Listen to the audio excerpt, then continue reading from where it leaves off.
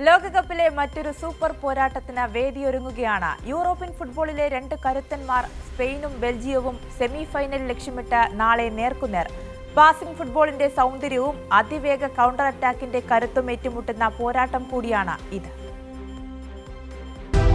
ലോകകപ്പ് വേദിയിൽ നാളെ നേർക്കുനേരെത്തുന്നത് യൂറോപ്യൻ ഫുട്ബോളിലെ രണ്ട് വമ്പൻ ശക്തികൾ സ്പെയിനും ബെൽജിയവും. ഈ ലോകകപ്പിൽ ഇരു ടീമുകളും ക്വാർട്ടർ ഫൈനലിലേക്കുള്ള യാത്രയിൽ കടുത്ത വെല്ലുവിളികളാണ് അതിജീവിച്ചത്.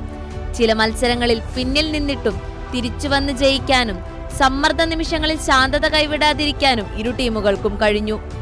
അതുകൊണ്ടുതന്നെ നാളത്തെ പോരാട്ടം വെറുമൊരു ക്വാർട്ടർ ഫൈനൽ മാത്രമല്ല, രണ്ട് വ്യത്യസ്ത ഫുട്ബോൾ ശൈലികളുടെ നേർക്കുനേർ ഏറ്റുമുട്ടൽ കൂടിയാണ്.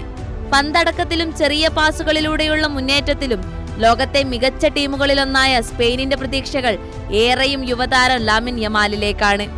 അതിവേഗ മുന്നേറ്റങ്ങളും ഡ്രിബ്ലിംഗും കൃത്യമായ പാസുകളും കൊണ്ട് ഏത് പ്രതിരോധത്തെയും തുറന്നുകാട്ടാൻ കഴിവുള്ള താരമാണ് യമാൽ.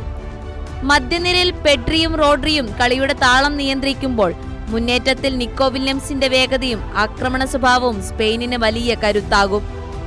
എന്നാൽ മറുവശത്ത് നിൽക്കുന്നത് ശാരീരിക മികവും വേഗതയേറിയ കൗണ്ടർ അറ്റാക്കുകളും ആയുധമാക്കിയ ബെൽജിയമാണ്.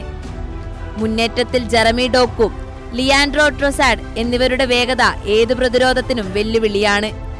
മധ്യനിരയിൽ അമദു ഓനാനയുടെ ശക്തമായ സാന്നിധ്യവും അവസരം കിട്ടിയാൽ നിമിഷങ്ങൾക്കുള്ളിൽ കളിയുടെ ഗതി മാറ്റാൻ ശേഷിയുള്ള റൊമേലു ലുക്കാക്കുവിന്റെ പ്രകടനവും ബെൽജിയത്തിന് ആത്മവിശ്വാസം പകരും.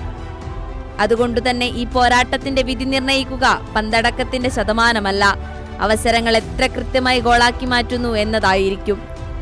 സ്പെയിനിന്റെ പാസിംഗ് ഫുട്ബോളാണോ വിജയിക്കുക, അതോ ബെൽജിയത്തിന്റെ അതിവേഗ കൗണ്ടർ അറ്റാക്കുകളോ നിർണായമാക്കുക എന്ന് കാത്തിരിക്കാം. World cup desk, Kairali news.